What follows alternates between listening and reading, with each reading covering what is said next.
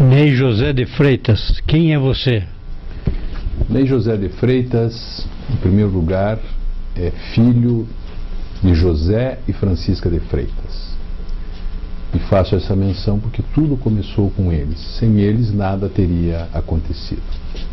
Eu nasci em Curitiba, em 28 de julho de 1953, na Vila Guaíra. A Vila Guaíra está situada nas imediações da Presidente Kennedy, a antiga Avenida Guaíra. Um bairro pequeno, de população pobre, gente simples, gente humilde. Eu estudei no colégio Itacilina Bittencourt, era o antigo primário que se fazia naquela época.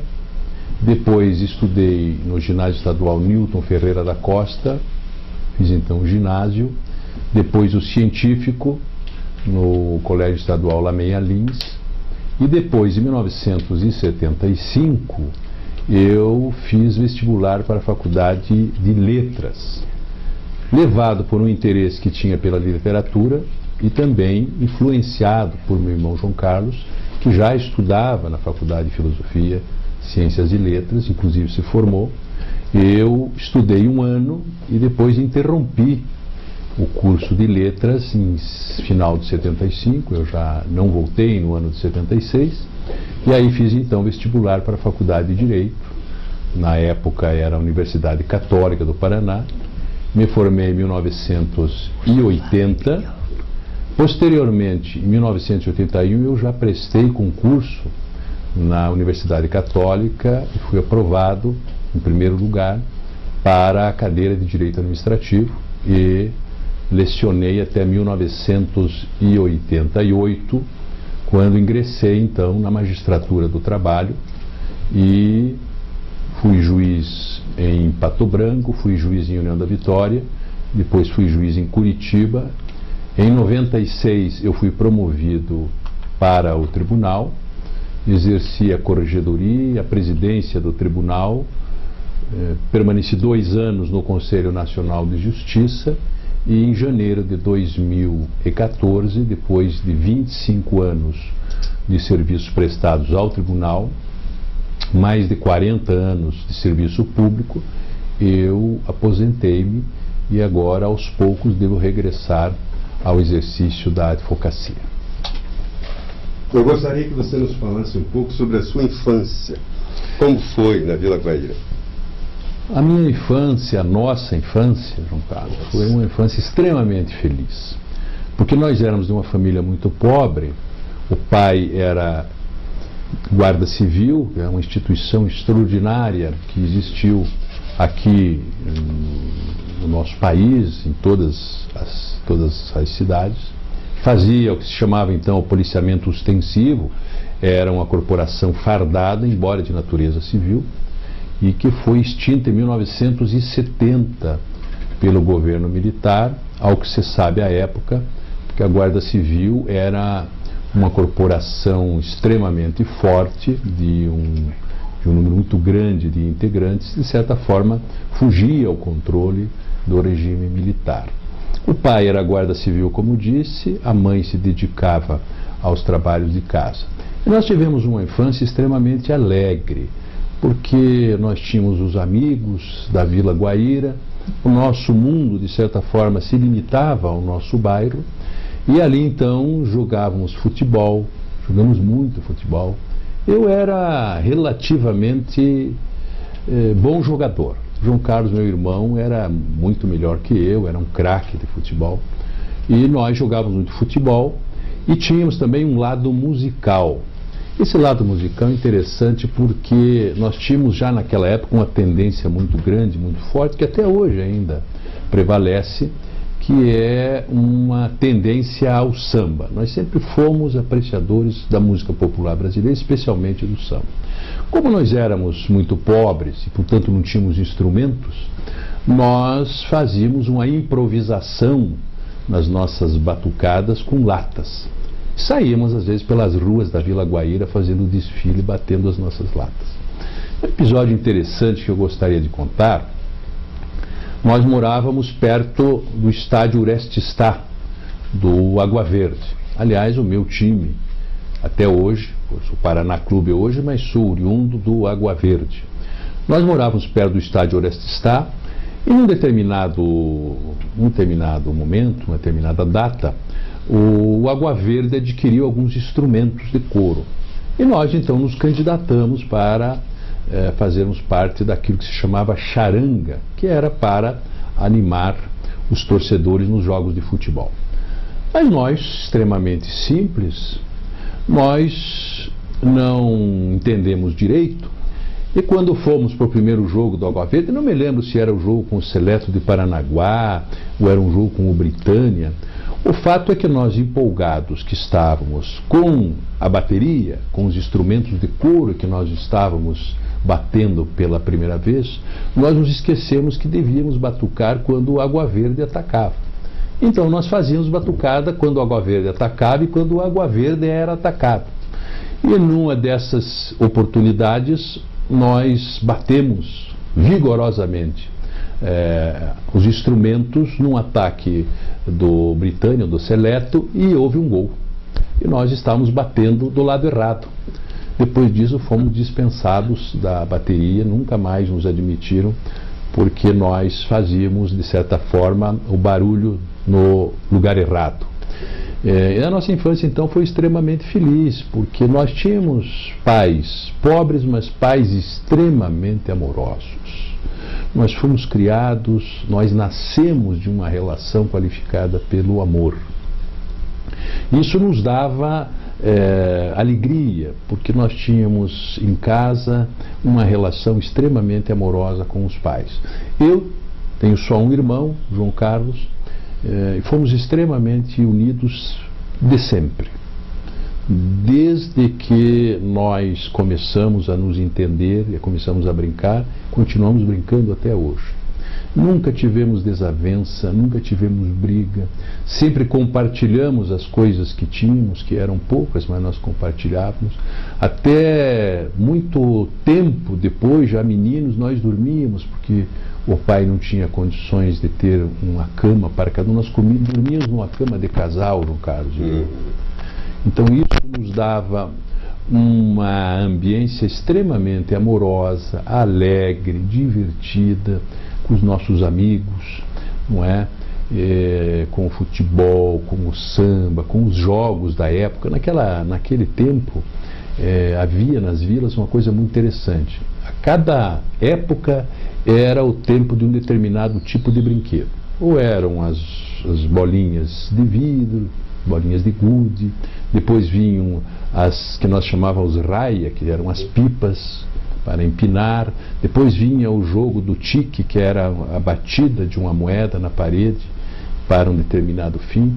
Então nós vivíamos neste espaço é que nós crescemos, alegres, felizes, extremamente confortados pela nossa vida familiar. E o contato mais objetivo com o samba, como é que foi? Nós sempre tivemos essa tendência, é uma coisa curiosa, porque o pai e a mãe não tinham este gosto pelo samba. Eles gostavam de música sertaneja, eles eram oriundos da cidade de Araucária, próxima a Curitiba, eram pessoas do interior, da roça, e gostavam, portanto, de música sertaneja. E nós, não sei por que motivo, saímos com esse interesse pelo samba. Então, desde pequeno, nós sempre tivemos esse interesse, seja nas nossas batucadas, depois ouvindo rádio. Ouvimos muito rádio, o Carlos e eu às vezes passávamos horas e horas, às vezes a madrugada inteira, ouvindo rádio o Globo do Rio de Janeiro, com o programa Adelson Alves, depois com o programa na Rádio Cidade, se não me engano, com o Cláudio Ribeiro, tudo isto ligado ao samba, tudo isto ligado a este interesse que sempre tivemos pelo samba. Mas não o samba que hoje se diz pagode. Não, nosso era o samba de raiz. Nosso era o samba de qualidade, era o samba de Cartola, era o samba de Nelson Cavaquinho, era o samba hoje, o samba de Martinho da Vila, de Paulinho da Viola, não é? De Zeca Pagodinho, do Grupo Fundo de Quintal. Sempre fomos ligados a este tipo de música que nos embala até hoje. Foi dessa época que o senhor começou a tocar o banjo? Eu tive sempre interesse pela música, mas não com um talento que se exige do músico. Eu nunca tive esse talento. Eu venci pelo esforço. Houve um determinado momento que interessou-me tocar cavaquinho. E eu aprendi. Eu não sou um virtuoso, não sou um grande instrumentista, mas toco o meu cavaquinho com alegria. E depois eu passei a tocar o banjo, que é um instrumento assemelhado ao cavaquinho, tem a mesma afinação. Foi introduzido no samba no Brasil pelo compositor Almir Neto. É um instrumento, não é o banjo americano, é um banjo que tem a mesma afinação e o mesmo tamanho do cavaquinho, mas é um instrumento muito mais de percussão. Ele é tocado com uma palhetada mais abafada e num conjunto onde há violão, onde há cavaquinho, onde há pandeiro. Aliás, João Carlos é exímio tocador de pandeiro, fica muito bonito esta harmonia. E eu me interesso sempre por tentar aperfeiçoar aquilo que faço no banjo, dentro das minhas possibilidades, mais absolutamente consciente que o importante é que se pratique a música. A música tem que ser praticada, independentemente de que tipo de instrumento se toca ou se canta. O fato é que a música é altamente sensibilizadora da alma humana. Eu sempre tenho repetido isso com muita frequência quando falo nas minhas aulas, nas minhas palestras, nas minhas conferências, que o que humaniza não é a ciência. O que humaniza é a arte. E, portanto, no exercício da magistratura que tive por mais de 25 anos, sempre tive essa percepção de que o juiz será sempre o melhor juiz se ele for sensível, se ele estiver sensibilizado, se ele puder compreender que por trás de autos de processo existe a pessoa, com a sua dignidade, com as suas angústias, com os seus sofrimentos, e não apenas e tão somente uma atividade como outra qualquer. Isso se faz por meio da arte. E o gosto pelo cinema? Nós sabemos que você é um admirador do cinema. De onde veio? O gosto pelo cinema, ele surgiu muito mais influenciado por João Carlos. João Carlos sempre foi um admirador do cinema. E nós tivemos uma experiência interessante. Em 1964, o pai foi designado para prestar serviços na Guarda Civil em Ponta Grossa. E nós então morávamos num casarão, ficava no final da rua 7 de setembro, esquina com a Silva Jardim. E o pai, como era o subcomandante da Guarda Civil, naquela época os cinemas, que eram cinemas de rua, eles franqueavam a nossa entrada. Então o pai fazia uma espécie de um bilhete autorizando a nossa entrada, e o João Carlos, muito esperto já naquela época, o João Carlos fazia com que o pai fizesse centenas de bilhetinhos autorizando a nossa entrada no cinema. E aí nós íamos no cinema, no Cine Império, o senhor Ribas conhece, que é de Ponta Grossa, conhece bem, que era no Ponto Azul, que passavam 3 filmes, era uma verdadeira overdose de cinema, 3 filmes e um episódio, que recomeçava na semana seguinte. Então, nesse espaço de tempo que nós ficamos em Ponta Grossa, em torno de 10 meses, depois o pai teve um problema de saúde e nós retornamos, nós assistimos centenas de filmes, todos anotados religiosamente num caderno por João Carlos. Até há pouco tempo nós tínhamos ainda esse registro. E aí nasceu esse interesse pelo cinema. Eu confesso que com o tempo eu fui perdendo um pouco esse interesse, me interessei mais pela literatura, mas sempre que preciso de algum tipo de indicação, recorro ao João Carlos, para que ele então me diga qual o filme que deve ser assistido nos dias de hoje. O senhor mencionou já 2 vezes a Guarda. Quais são as lembranças mais fortes que o senhor tem nessa corporação, inclusive com a sede que ela ocupou? A Guarda Civil era uma corporação extraordinária. Ela era situada num casarão belíssimo, que estava localizado onde hoje está o Instituto de Criminalística, o Instituto Médico Legal. Ali havia um casarão belíssimo e ali funcionava a guarda. Nós fomos durante muitos anos e muitas vezes neste casarão levados pelo pai passávamos por um extraordinário, exuberante bambuzal, depois íamos para a cantina da Guarda Civil, que era o nosso local predileto. E lá o pai autorizava, então, e nós pedíamos um sanduíche de pão com mortadela e uma laranjada, que à época era a Fanta. E ali, então, era o nosso deleite na corporação da Guarda Civil. O pai serviu durante muitos anos, até a extinção da Guarda em 1970. Ele foi inspetor da Guarda e foi comandante do policiamento da capital. Tinha um extraordinário prazer em ser policial, em ser Guarda Civil. Eu me lembro bem que a farda do pai era um primor. A mãe passava a calça com vinco perfeito, escovava a túnica, e ele colocava um kepe, que seria o boné da corporação. O pai tinha uma cabeça bonita, e nós ficamos admirados com aquilo, e tínhamos ainda um prazer adicional, que era quando ele fazia a barba, nós encostarmos o rosto no rosto dele, sentir um rosto macio do pós-barba, quando ele se preparava para sair, para pegar seu turno. Ele nunca desanimou.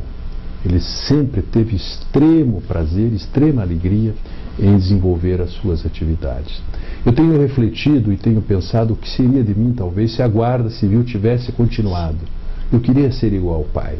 Eu queria ser Guarda Civil igual a ele. Eu segui por outros caminhos, mas guardo uma recordação muito bonita desta corporação. Esse casarão que serviu de sede, durante muitos anos eu procurei esse casarão e nunca consegui localizar.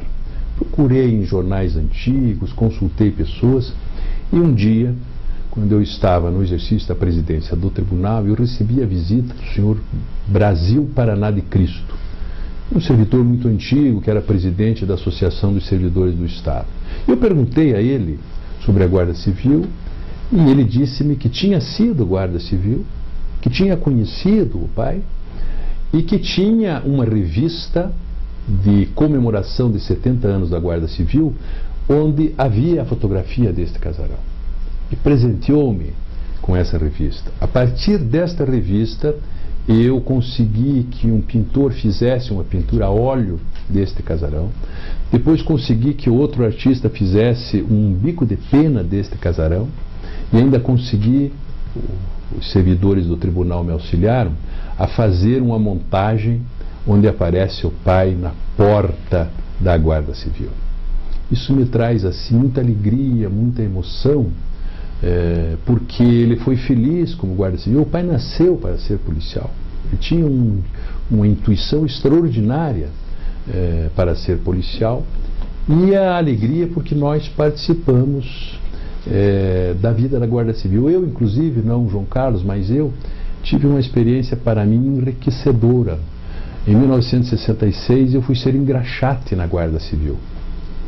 Eu engraxava os sapatos, não é? Recebia, eu me lembro que era 30 por mês, eu não sei qual era o dinheiro da época, e eu me lembro que eu recebia este dinheiro com muita alegria, e inclusive o João Carlos nessa época, não, embora mais velho que eu, ele ainda não trabalhava, e eu me lembro que deste dinheiro eu comprava às vezes um presente para ele. Daquilo que eu ganhava, eu comprava. Me lembro que comprei uma vez uma calça de presente para o João Carlos. Dava uma mesada. Dava uma mesada. Ele era o meu irmão mais velho, querido.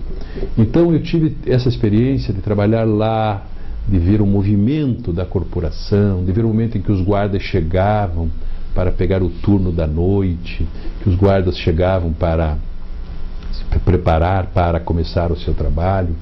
De forma que a Guarda Civil eu guardo com muito carinho, com muito respeito por essa corporação. Era formada por homens extraordinários. Naquela época, por exemplo, os guardas faziam o policiamento dos cinemas, os guardas faziam o policiamento de futebol de suburbana. Eu me lembro que o pai contava que quantas vezes naqueles jogos de suburbana, em final de tarde tumultuado, às vezes com muitas brigas, havia um guarda civil que cuidava de toda esta situação. Então eram homens extraordinários, homens de uma dedicação à corporação, homens comprometidos com o serviço. E eu tenho, assim, uma alegria muito grande e uma recordação muito bonita do que foi a Guarda Civil na minha vida. Você lembra o cinema, Ney, e lembra também o Rádio do Paraná, que precedeu, evidentemente, a televisão. E qual foi tua vivência como admirador do Rádio do Paraná e também uma eventual frustração sua de não ter sido locutor de rádio? É verdade, eu sempre tive vontade de ser locutor de rádio quando era jovem. E, inclusive, eu e mais um amigo nosso, Romão Golambiuk, nós fomos até as portas da então Rádio Tingui e não fizemos um teste por absoluta timidez. Ficamos extremamente ansiosos e acabamos voltando da porta da Rádio Tingui e nunca mais eu voltei. Como esta frustração, de certa forma, eu não pude ainda realizar, eu acabei sendo um admirador do rádio mais à distância. Então, eu ouvi rádio durante toda a minha vida. A minha rádio, era a Rádio FM, não é? A antiga rádio. E acompanhei... AM. Desculpe, AM. E acompanhei o rádio desta época, da década de 50, da década de 60, a Rádio Nacional no Rio de Janeiro, a Rádio Bandeirantes em São Paulo e aqui a Rádio Guairacá, a Rádio Clube Paranaense, a B2, a Rádio Cultura, a Rádio Marumbi. Todas estas rádios eu ouvia. Com um prazer maior, a B2, porque a B2 naquela época tinha programas de auditório. Eu me lembro muito bem do Cineac Rádio, eu me lembro do Expresso das Quintas, o Mário Vendramel, lembro de Souza Moreno, lembro de Rubens Rolo, lembro, por exemplo, do Rádio Teatro da B2, que era formado por talentos extraordinários, sob a direção do Ivo Ferro. Novelas em que a nossa admiração, João Carlos e eu vimos, era pelo Simval Martins, que era o ator principal, que era, guardadas as proporções, era como se fosse hoje um astro da Globo. Simval Martins não conseguia sair às ruas. Simval Martins era ovacionado para que desse autógrafo na saída da PRB2. Então o Simval Martins foi um marco no rádio, teatro e também uma referência, uma admiração que nós tínhamos, embora, e o rádio nisto está, para mim, a força extraordinária do rádio, o rádio não tem imagem. O rádio requisita a imaginação. Então eu me lembro de atrizes, por exemplo, que tinham uma voz extraordinária e eram às vezes mulheres de uma idade mais avançada, mas guardavam ainda a voz de jovem e faziam aqueles papéis junto com o Simval Martins. Me lembro muito do rádio do esporte, me lembro muito bem de locutores antigos, me lembro de Willy Gonzer, me lembro de Marco Aurélio de Castro, depois Ayrton Cordeiro, Carneiro Neto, me lembro do período em que a Rádio Independência criou uma programação extraordinária, sob o comando de Gilberto Fontoura. Tudo isto nós acompanhamos. Acompanhamos a rádio daqui e a rádio de fora. Por exemplo, na Rádio Bandeirantes, teve um programa de hora de almoço que era ouvido no Brasil inteiro, que era um programa comandado por Hélio Ribeiro. Tinha uma voz extraordinária, uma forma diferente. Ele introduziu no rádio a versão, a tradução de músicas estrangeiras feitas simultaneamente à música que estava sendo tocada. Tudo isto fez parte da minha vida. Quando veio a televisão, na década de 60, trazida para o Paraná pelo Dr. Najib Shed, é claro que houve uma certa transformação por conta da novidade, por conta da televisão com suas características especiais. Eu acompanhei também a televisão, me lembro muito bem dos primeiros programas, me lembro, por exemplo, do show de jornal no Canal 4, que monopolizava a atenção das pessoas na cidade. Era o Jamur Júnior, era a JJ, era o Chacon Júnior, Ali Chaim, que fazia parte policial. Então acompanhei também esta evolução da televisão. Mas eu confesso que a minha paixão, de fato, sempre foi e sempre será o rádio. Não há nada que substitua o rádio como meio de comunicação. Eu ainda volto a falar mais uma vez da Guarda Civil. Queria que você falasse sobre alguma atuação do inspetor, foi daquela época Guarda Civil, as atividades dele de sair com a P14, os trabalhos dele. Lembra alguma história pitoresca? Eu me lembro de uma história interessante que o pai me contou. Ele era guarda civil e ele fazia o policiamento do centro da cidade durante o período, o turno da meia-noite às 6. E ele me contou que naquele período, meu pai era muito pobre, e ele ficava fazendo a ronda pelo centro, os cafés ainda ficavam abertos, e volta e meia havia alguns confrontos, algumas brigas, protagonizados por um personagem chamado Carlinhos Pereira, que os mais antigos ou conheceram, ouviram falar. Carlinhos era um homem forte, um homem extremamente violento, um homem que, segundo aquilo que se diz, era um homem que brigava com uma facilidade impressionante.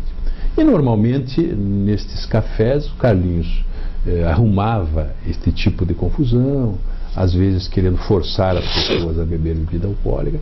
E o pai conta que numa situação dessa, em que o Carlinhos criou um problema, já havia surrado uns 2 ou 3, e o meu pai então chegou e disse: Carlinhos, você precisa ir comigo para o distrito.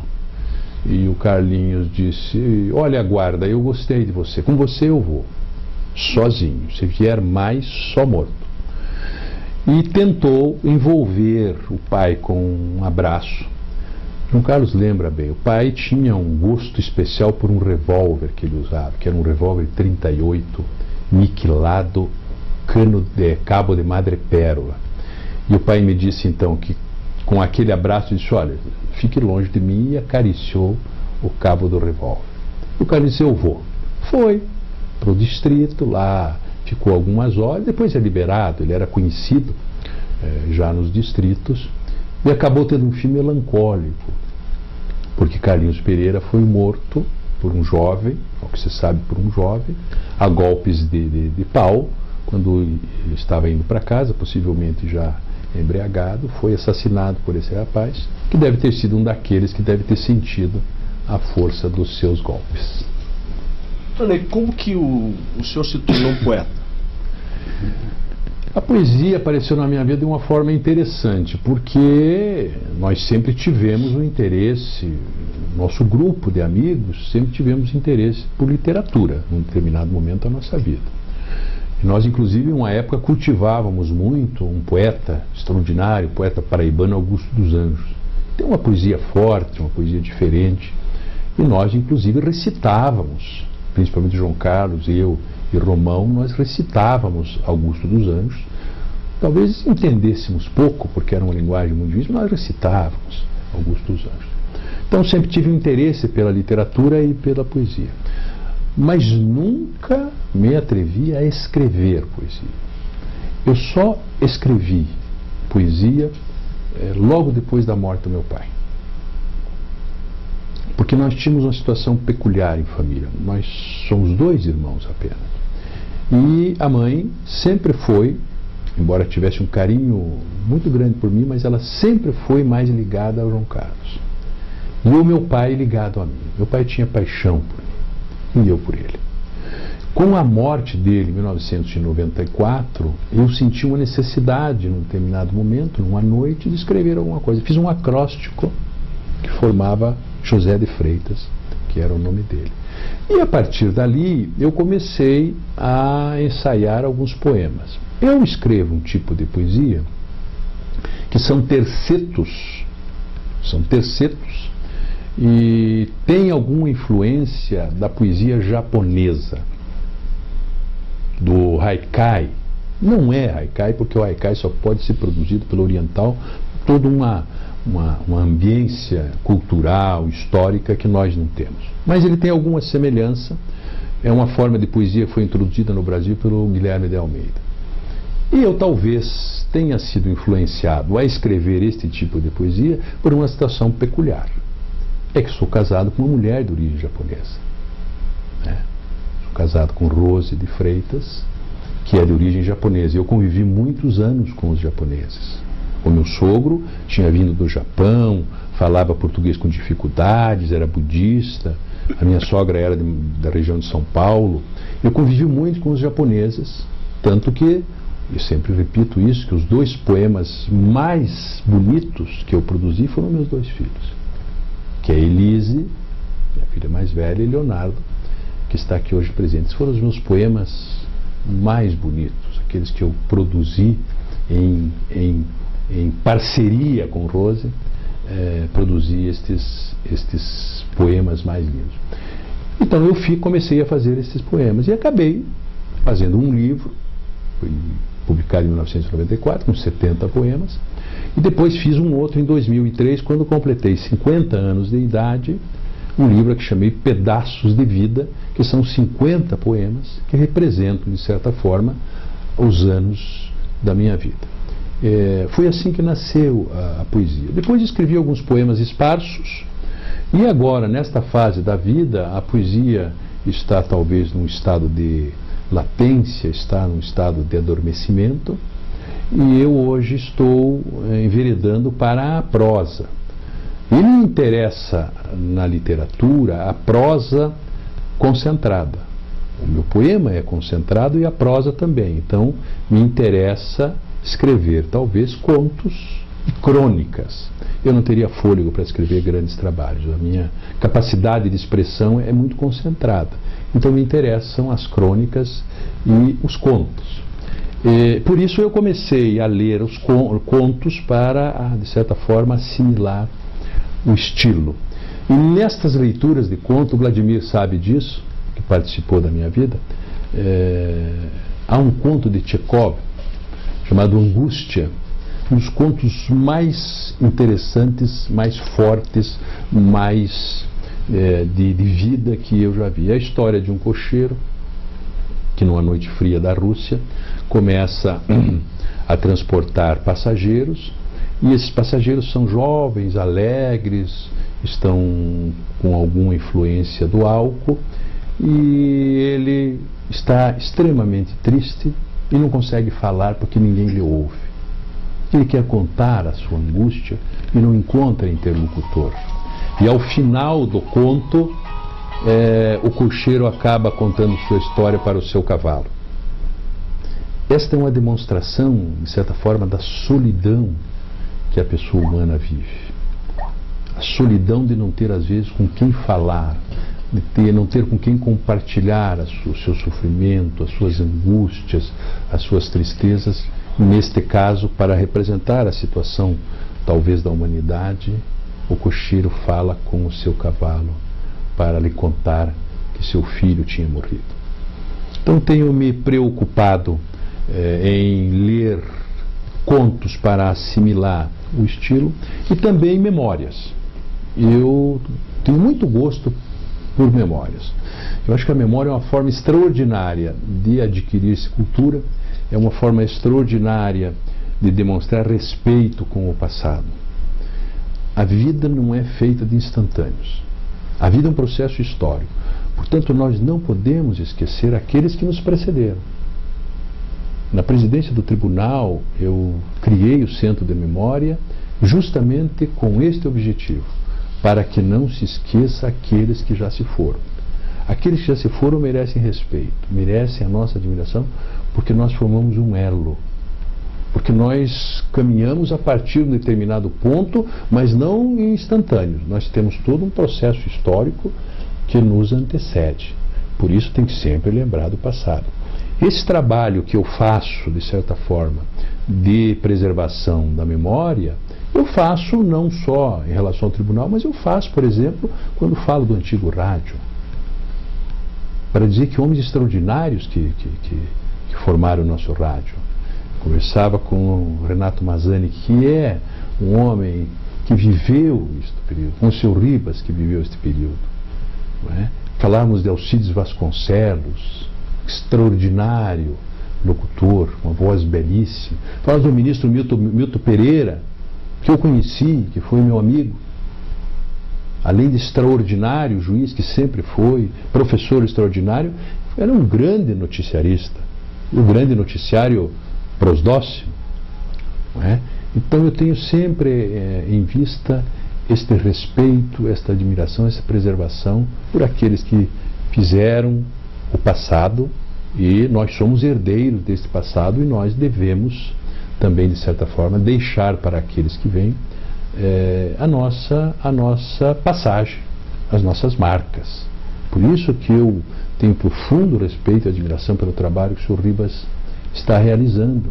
Um trabalho descompromissado com interesses econômicos, um trabalho despreocupado com isto criar algo de extraordinário. Não, apenas e tão somente um trabalho de registro da nossa passagem. As nossas marcas podem ser pequenas, mas elas precisam ser preservadas, elas precisam ser reconhecidas como alguém, como pessoas que fizeram aquilo que podiam fazer. Eu sempre cito, Vladimir, uma história extraordinária que eu vi do professor Mário Sérgio Cortella. Essa história que ele conta nas suas conferências, ela ilustra muito bem isto quando se pergunta, mas o que é que esta pessoa fez em benefício do Brasil, em benefício da sua cidade, em benefício da sua instituição? Ele conta que numa escola, no Rio de Janeiro, havia um curso, uma turma de História. E a professora, então, naquele dia, queria falar sobre os vultos do Brasil. E ela, então, pergunta a um determinado aluno, o aluno especial que existe em todas as classes, e ela pergunta para esse menino: o que é que fez pelo Brasil Mendes Sá? O que é que Mendes Sá fez pelo Brasil? Ele responde: fez o que pôde, professor. Se me perguntassem o que é que eu fiz nesta minha carreira, eu diria: fiz o que pude. Não fiz mais porque mais não pude, mas fiz dentro das minhas possibilidades, das minhas forças físicas, das minhas forças mentais, espirituais. Eu fiz o que pude. Eu gostaria de que você falasse sobre uma experiência importante na sua vida, que foi ser integrante do Conselho Nacional de Justiça em Brasília. Foi uma experiência muito interessante, porque foi, de certa forma, o coroamento da minha carreira. Eu havia exercido a corregedoria e depois a presidência do Tribunal Regional do Trabalho, do qual fui membro até pouco tempo, e ao final do exercício da presidência eu já tinha sido indicado para o Conselho Nacional de Justiça, para representar os tribunais do trabalho perante aquele órgão. E foi uma experiência extraordinária, porque lá eu pude conhecer de perto e por dentro todo o poder judiciário do país, todo o poder judiciário nacional, os tribunais de justiça, a justiça estadual, os tribunais federais, os tribunais eleitorais, os tribunais do trabalho, os tribunais militares. Eu pude conhecer e avaliar por dentro o que é o poder judiciário nacional. Tive no Conselho Nacional de Justiça convivência com dois presidentes extraordinários, o ministro César Peluso e o ministro Aires Brito, que foram pessoas que fizeram com que o Conselho pudesse desenvolver as suas atividades, pudesse dar a sua contribuição, não só de estabelecer políticas para o Poder Judiciário, mas de controle da legalidade dos atos praticados pelos tribunais. E tive um período final com o ministro Joaquim Barbosa, que já estava no final do seu exercício na carreira e com peculiaridades, com dificuldades muito grandes de relacionamento por conta da sua forma de atuação.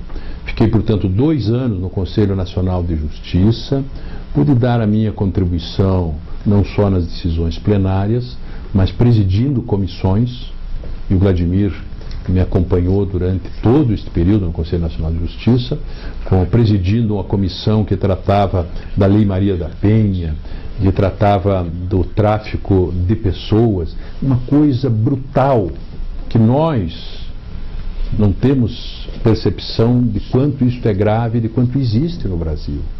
Mulheres que são levadas para países estrangeiros e depois se envolvem com a prostituição, com o tráfico de drogas, e às vezes não voltam. Eu vi um depoimento de um pai em Goiânia, da sua filha que tinha ido para a Espanha e lá tinha morrido. Então,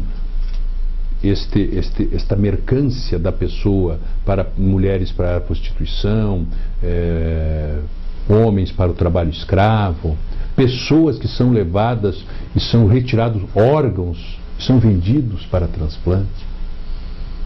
Uma comissão que tratava da questão de documentação dos povos indígenas, vocês não imaginam o que é isso. Eu conferi, entreguei a uma senhora índia de 90 anos, que não tinha nenhum registro. Entreguei a ela o seu registro de nascimento. Crianças que nascem e não têm sequer atestado de vida. Elas não existem. E o índio é uma criatura extraordinária, alegre, festivo, ingênuo, que está lá abandonado.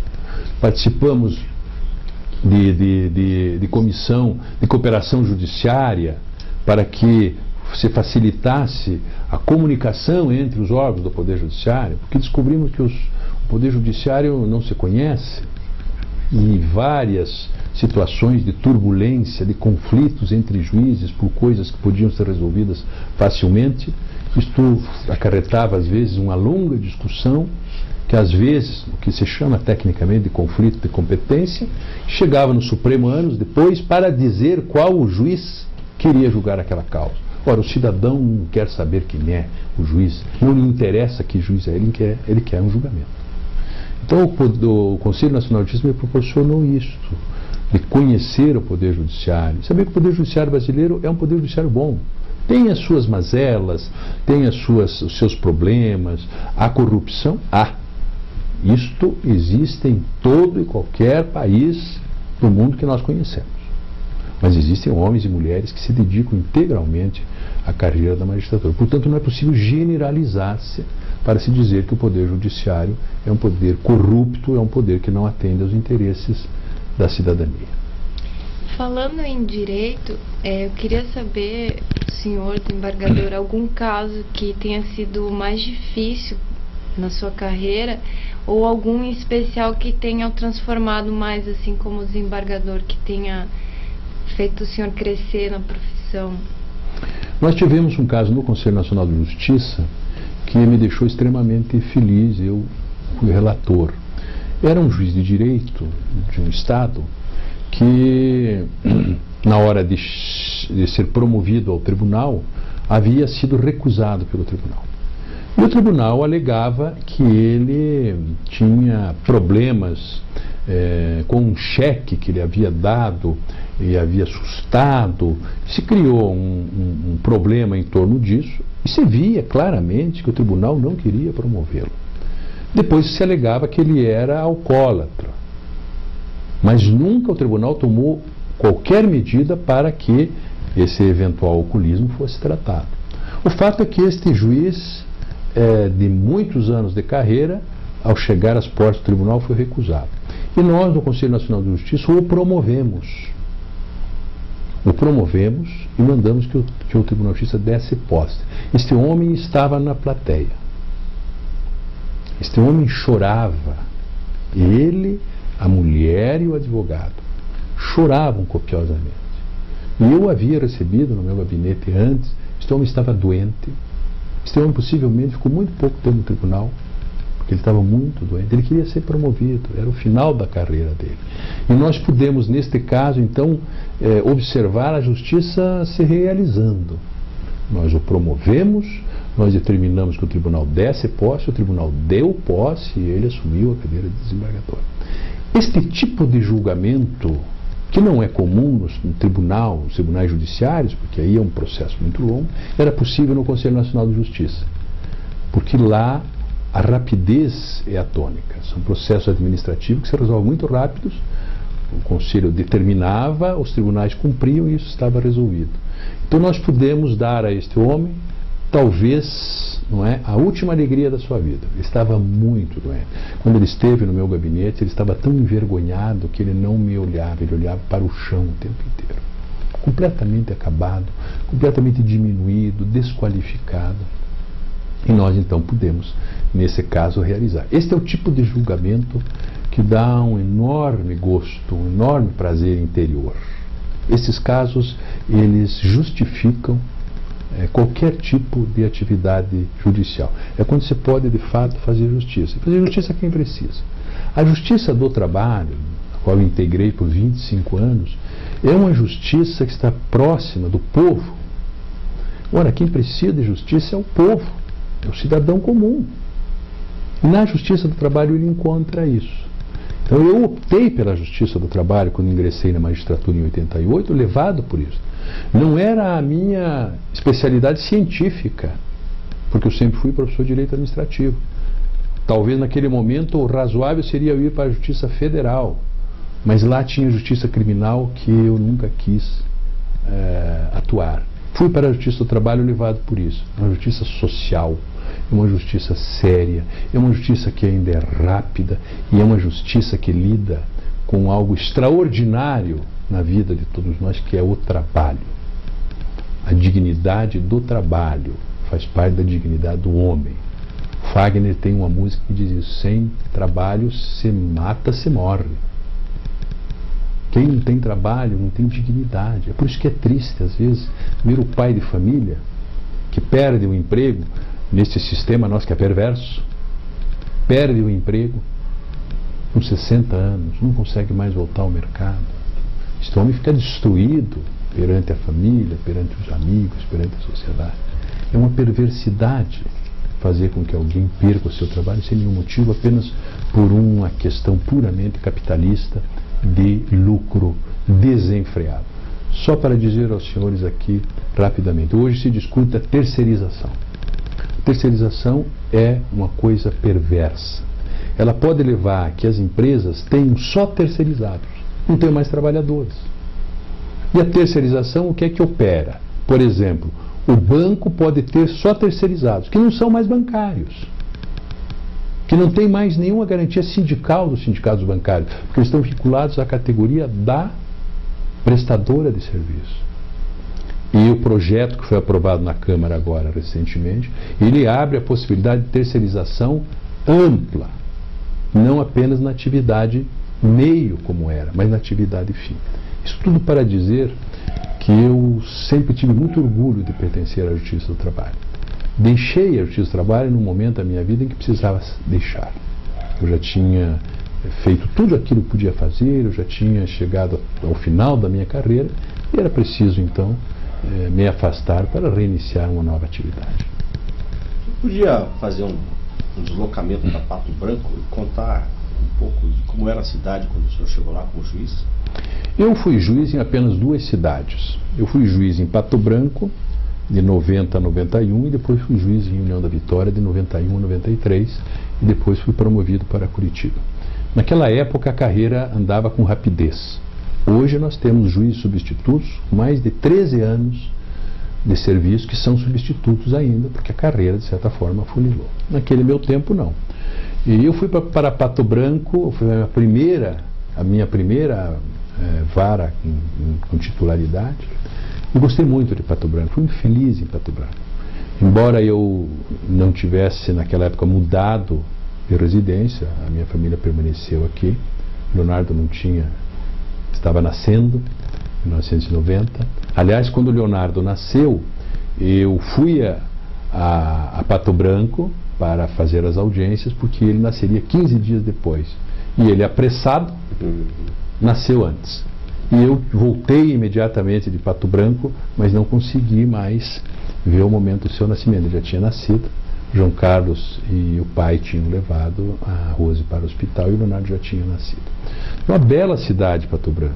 Uma cidade com um serviço médico de excelente qualidade, com um serviço de odontologia extraordinário, com bons colégios. Uma cidade muito boa de se viver. E eu fiz muitos amigos em Pato Branco e até hoje ainda cultivo essa amizade. Depois eu vim para a União da Vitória. A União da Vitória, quando eu cheguei no primeiro dia, achei que tinha feito uma opção equivocada. Porque Pato Branco é uma cidade fria, mas com muito sol. União da Vitória é uma cidade envolta em neblina. Então é uma cidade mais triste. Naqueles momentos o sol se escondia 3 horas da tarde. Não tinha mais sol. às vezes não tinha sol durante semanas. E ali eu fiquei numa situação de tristeza. Mas depois consegui fazer amigos e fiquei 1 ano e meio muito feliz em União da Vitória. Depois voltei para Curitiba e logo depois fui para o tribunal. Doutor, aí quando o senhor começou a revolver a memória da Justiça do Trabalho do Paraná, que tipo de informação interessante e valiosa o senhor encontrou?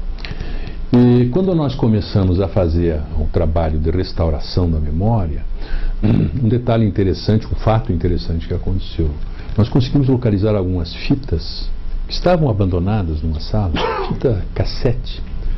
E essas fitas estavam gravadas com as primeiras sessões do tribunal. Foram as primeiras sessões realizadas, a instalação do tribunal, a primeira eleição para a presidência do tribunal. Nós conseguimos então fazer com que isso tudo fosse preservado. Hoje está no site do tribunal, se não me engano. E ali foi possível ouvir então a voz de juízes que já tinham morrido, né, de juízes que ainda estavam no tribunal. E como é que isto aconteceu? O Tribunal Regional do Trabalho, a Justiça do Trabalho do Paraná era vinculada a São Paulo. Em 1976 é que se cria o Tribunal Regional do Trabalho.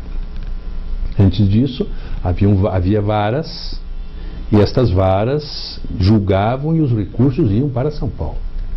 Voltavam depois de muito tempo, 76, e aí com a gestão de várias pessoas importantes. Por exemplo, o governador Jaime Canet. Foi muito importante para a criação do tribunal. O deputado Alípio Aires de Carvalho, extremamente importante. O professor Milton Viana, fundador do Colégio Ateneu, da Faculdade de Direito de Curitiba. Aliás, na presidência eu consegui prestar uma homenagem a Milton Viana, que estava esquecida. E o presidente do Tribunal Superior do Trabalho, que era o ministro Mozar Vitor Russomano. Essas pessoas é que, num conjunto extraordinário de forças, conseguiram fazer com que o tribunal fosse criado. Então nós conseguimos recuperar estes áudios, nós conseguimos recuperar muitas fotografias daquela época, que estavam também abandonadas. Hoje isso tudo está preservado. Hoje é possível alguém que tem interesse em, por exemplo, ouvir um áudio e saber como é que era a voz, por exemplo, do juiz Pedro Tavares, que foi um dos primeiros do nosso tribunal, que faleceu recentemente. Isso para mim sempre foi muito importante. Não só a memória escrita, mas a memória audiovisual, para que se pudesse ver, para que se pudesse ouvir a voz. Eu sempre tive, neste ponto, um interesse, às vezes até estranho. Eu sempre quis ouvir as vozes. Procurei por muito tempo, Renato, ouvir a voz do Carlos Lacerda, porque Carlos Lacerda foi um extraordinário, sei lá, das suas posições políticas, mas era um orador extraordinário. Mas eu sempre tive curiosidade em ouvir a voz, e consegui no site do Senado, onde há discursos que foram proferidos, a voz, como é que era, uma voz belíssima. Carlos Lacerda tinha uma voz belíssima, encantadora. Então isso eu também procurei preservar no tribunal, tudo aquilo que pude. Um áudio com os ex-presidentes. Quando eu saí do tribunal, grande parte já tinha prestado um depoimento, e alguns que depois já morreram, né? Nós tínhamos naquela época 2 apenas que eram mortos. O primeiro presidente, que foi Alcides Nunes Guimarães, e o Dr. Leonardo Abage. Hoje já temos o juiz Pedro Tavares, que morreu recentemente. Isso está lá. Como disse, fiz a minha parte. Bem, o senhor conseguiria fazer uma imagem da cidade na sua infância? Lógico que não toda a cidade, mas da cena que mais forte na sua memória, descrever um pouco ou a sua rua, ou o centro da cidade, ou a parte que é mais viva na sua lembrança? Como eu disse, o nosso mundo ele era limitado à nossa vila. Nós vínhamos para o centro da cidade em ocasiões especiais. Por exemplo, nós tínhamos o hábito de irmos ao cinema trazidos pelo pai. Então nós íamos naquela época aos cinemas de rua, o Cine Ópera, o Cine Avenida e especialmente ao Cine Curitiba, que era um cinema peculiar, porque além de passar 3 filmes e um seriado, ele ainda proporcionava algo que se acabou, que era de uma riqueza fora do comum, que era a troca de gibis. A troca de gibis era uma coisa extraordinária. As pessoas, os jovens, levavam os seus gibis para trocar no Cine Curitiba. Então era uma troca interessante, porque o último valia mais, o mais antigo valia mais, o gibi raro. João Carlos era colecionador de gibi, nós vimos muito gibi. Uma pena que acabou o gibi, porque o gibi era uma forma extraordinária de suscitar o interesse pela leitura. Você começava pelo gibi e ia-se depois para o livro. Então o Cine Curitiba era o nosso cinema preferido. A cidade era pequena, né? A Curitiba era pequena, por exemplo, ali onde é a Boca Maldita era a rua que os carros trafegavam, não existia ainda aquilo, não é? Eu me lembro que o pai trazia a mãe, João Carlos e eu para o centro da cidade em umas determinadas ocasiões para fazer compra de roupas. Nós íamos comprar numa das lojas da cidade, não sei exatamente onde seria hoje, mas era um senhor que nós chamávamos o Judeuzinho. E ali o pai comprava a roupa e depois nos levava a um café para que nós pudéssemos tomar café com leite, coxinhas, quibes e pastéis. E isso era uma alegria extraordinária. Mas nós voltávamos para a nossa vila. Lá era o nosso reduto. Lá houve uma pessoa extraordinária que eu queria mencionar, que morreu recentemente com 90 anos, chamado Albano Nilo Voelner, o seu Baninho. O Baninho chegou depois de nós, mas era um homem que tinha uma visão muito maior. Ele chegou, logo depois ele constrói uma padaria, que não existia, e ele depois cria na igreja católica que existia, num barracão da igreja, ele cria um cinema, que devia ser 16 milímetros, onde ele passava os filmes para que nós que não tínhamos naquela época ainda acesso aos cinemas do centro, fôssemos assistir o cinema. E ele depois então constrói um cinema, que existe até hoje, não é mais cinema, mas o prédio é o mesmo, que foi o Cine São Cristóvão, que encantou as nossas vidas. João Carlos e eu temos registrado desde o primeiro filme, foi o Conde de Monte Cristo. Primeiro filme, o cinema novo, aquele cheiro de cinema novo, aquela tela enorme, e nós então estávamos lá em 1962, se não me engano, para assistirmos o cinema. Então nosso mundo era esse, mas nós não precisávamos de mais. Ali nós tínhamos tudo aquilo que nós necessitávamos, era o nosso reduto, né, com o futebol, com os brinquedos, com o cinema, com as festas de São Cristóvão no dia 28 de julho de cada ano. Ali era de fato o nosso mundo, o extraordinário mundo do qual eu tenho muitas saudades.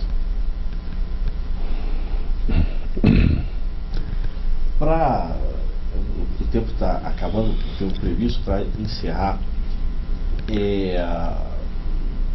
Qual a figura mais marcante, descontando seu pai?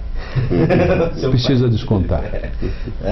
E, digamos assim, uma figura não familiar, uma figura da cidade que tenha marcado, talvez incentivado o seu gosto pela memória, talvez a sua vocação artística ou profissional, e que é um registro que mereça ser feito dentro da memória de Curitiba. Eu não sei se eu teria condições de focalizar, porque como de fato foi bem colocado, seria meu pai. Meu pai era o meu ídolo, né? Meu pai era um homem extraordinário, meu pai era um homem simples, trabalhador, mas de uma dignidade. Eu uso a expressão que dignidade nele saía pelos poros. Seu Freitas era de fato um homem extraordinário. E do lado dele a minha mãe, porque a minha mãe era uma mulher sem instrução, mas uma mulher de uma sabedoria natural. Era o equilíbrio da nossa vida, nossa mãe. Quando ela morreu, nós sentimos esse impacto. Depois, para mim, deles é João Carlos. O João Carlos é meu irmão mais velho, João Carlos é o meu referencial, né? E hoje, né, tirando então esta estrutura familiar a partir do pai, é a minha família. É Rose, mulher querida, e os meus filhos, a Elise e o Leonardo, que estão numa fase bonita e que me empolga demais, porque a Elise fez odontologia, especializou-se e depois resolveu estudar direito. Está hoje no 2º ano na Universidade Federal. O Leonardo terminou o curso de direito e está fazendo o exame de ordem. A segunda fase possivelmente será advogado. Agora ele diz que ele é advogado pela metade, 50%. Então hoje são eles, né? Mas se me perguntasse, mas então cite alguém apenas como referencial. Eu diria que um referencial que eu gosto muito de citar é o ministro Milton Luiz Pereira. Eu já vi gente honesta, digna, de caráter irrepreensível, mas é difícil superar o ministro Milton Pereira. Ele foi um homem extraordinário, ele foi um homem de uma fibra, de uma coragem, Ele me contou uma história que eu reproduzo rapidamente. Ele foi ao Detran tirar a carteira de motorista e entrou na fila. O ministro não admitia, entrou na fila. Quando faltava 20 minutos para encerrar o expediente, que era a vez dele, o servidor disse: olha, está encerrado, não atendemos mais. Ele disse: não, mas eu estou na fila. Não, mas não atendemos. Ele veio embora. Quando chegou na Justiça Federal, ele ficou tão indignado, ele mandou um oficial de justiça lá no Detran para trazer o cidadão à Justiça Federal.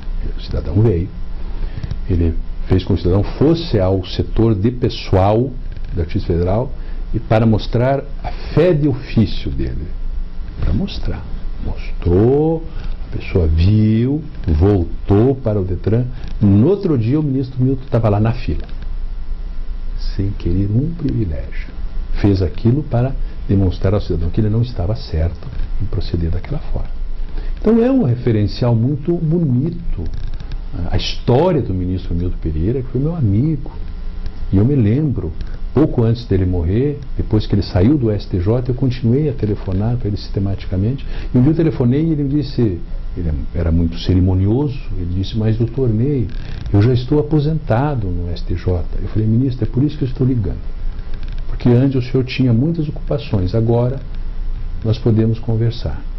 Então, um homem humilde, um homem sério, um homem que honrou a magistratura.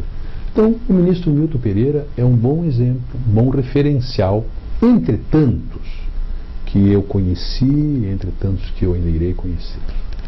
Eu só queria, antes de encerrar, fazer então só este registro final de tudo aquilo que consegui, de tudo aquilo que alcancei com esforço, porque meu pai ensinou a João Carlos e a mim a trabalho, esforço. Nunca tive ajuda estranha de ninguém. Consegui aquilo com um esforço próprio que eu procuro transmitir a meus filhos. Mas nada disso supera uma qualidade que eu gostaria de ter, é de ser um homem bom.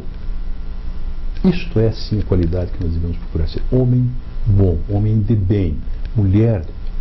E eu tenho a felicidade de ter então uma família que me deixa muito alegre, que hoje é João Carlos, meu querido irmão, né, meu sobrinho Carlos Eduardo, que é o filho dele, e a Rose, como sempre a Rose, que é a minha mulher querida, e Elise, e o meu querido Leonardo, que está ali.